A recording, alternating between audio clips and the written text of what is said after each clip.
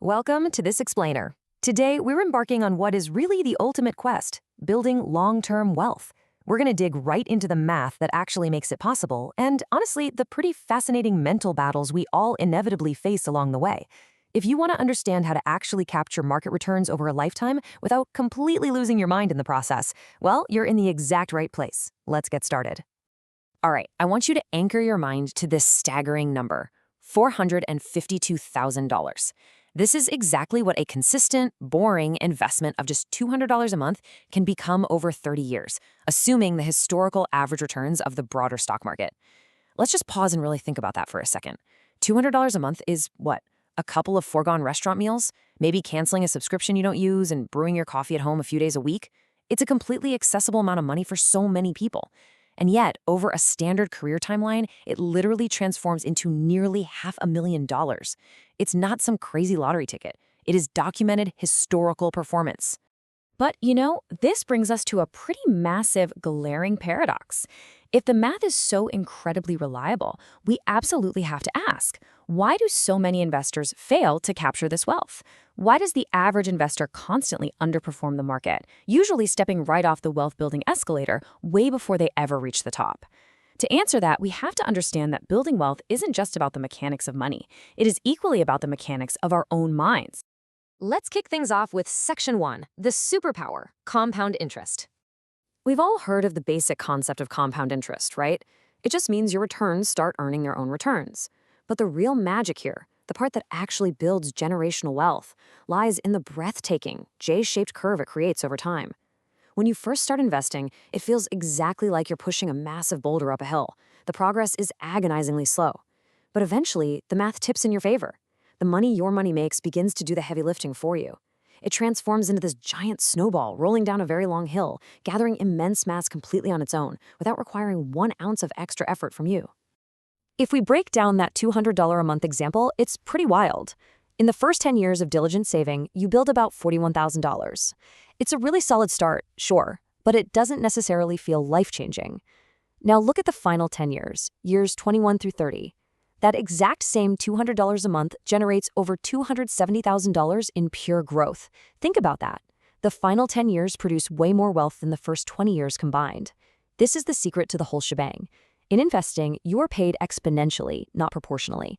The real rewards are heavily backloaded, which is exactly why extreme patience is your ultimate financial asset. Now, if you want a neat little mental shortcut to benchmark your own financial goals and see this in action, use the rule of 72. You just simply divide the number 72 by your expected annual rate of return. So let's say you expect a fairly conservative 6% return after inflation. 72 divided by 6 is 12. That means it takes exactly 12 years for your purchasing power to double. It's a beautifully simple math trick that instantly shows you the speed of your wealth snowball. And by the way, it works beautifully for understanding the devastating effects of inflation too. If inflation is running at 3%, 72 divided by 3 is 24, meaning the base cost of living is going to double in 24 years.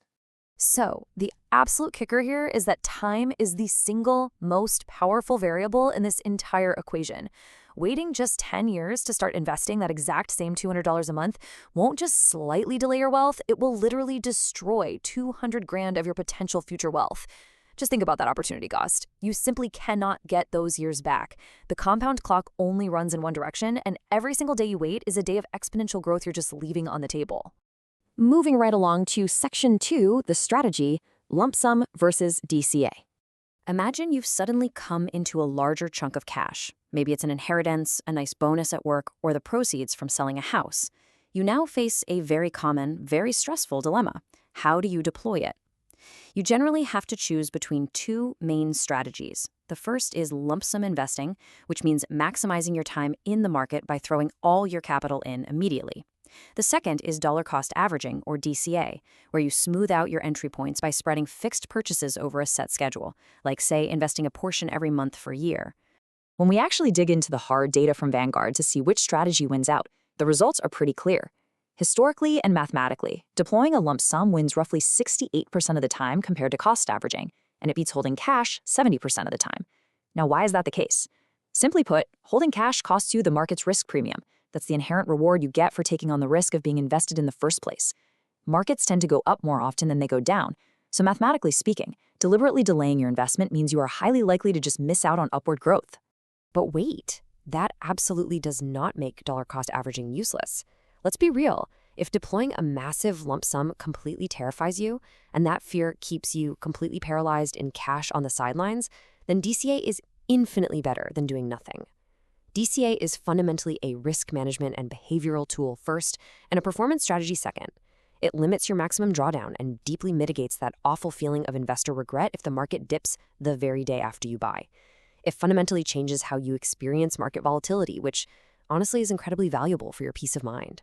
All right, on to Section 3, the obstacles, volatility, and psychology. And speaking of volatility, we are pivoting to what is absolutely the most dangerous part of your financial journey, the stormy seas of market downturns and the greatest enemy of all, your own human brain. The math of compounding is easy. The psychology of actually enduring it is incredibly hard.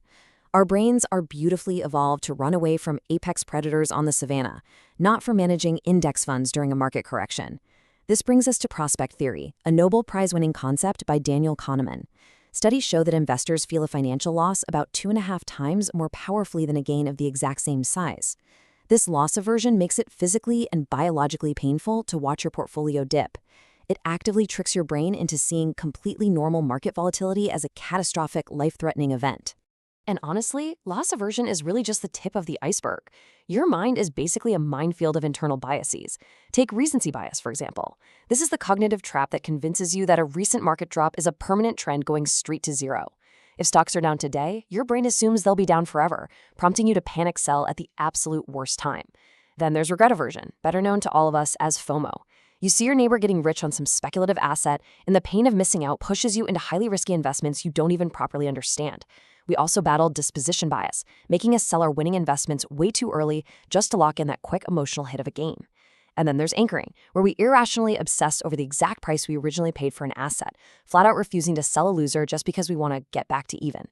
All of these biases work together to basically force you to act on pure fear and anxiety. They lock you into a cycle of doing the exact opposite of what you should do, selling when the market plummets and buying when it spikes. And the cost of these emotional reactions? It's staggering.